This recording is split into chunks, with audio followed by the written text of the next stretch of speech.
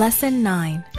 Hello, boys and girls. This is Aunt Fernita, and I have a wonderful story for you called The Never-Ending Oil.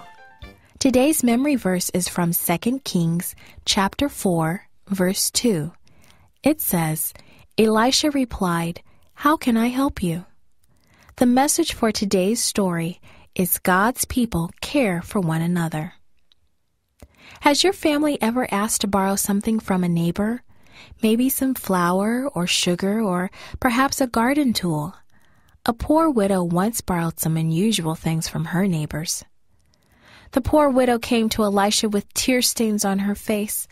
"My husband was a good man who loved the Lord, but now he is dead," she said. "The man my husband owed money to says if I don't pay him, he will take away my 2 sons to be his slaves." "How can I help you?" Elisha asked gently. "Tell me, what do you have in your house?" "Nothing," the widow answered. "I have nothing except for a little oil." Elisha thought about her need. "Go to all your friends and neighbors," he said, "and borrow as many jars as you can. Then go home and shut the door. Pour the oil from your jar into all the empty borrowed jars." So the widow and her sons filled their house with their neighbors' empty jars.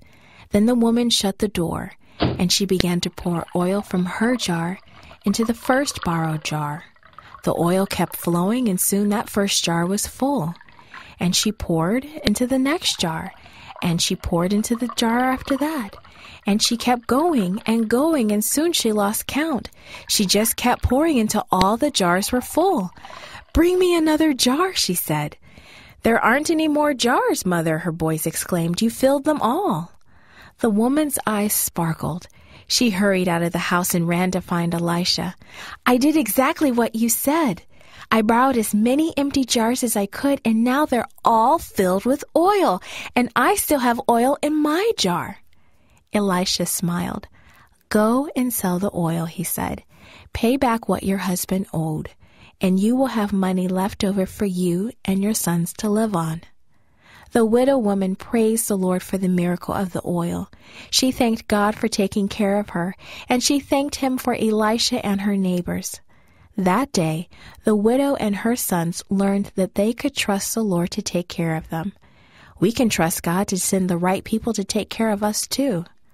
Boys and girls, God wants us to be good neighbors as well. How can you be a good neighbor, and how can you help others today? This podcast was brought to you by Studio El Piso and Gracelink.net. For more children's resources, please visit Gracelink.net.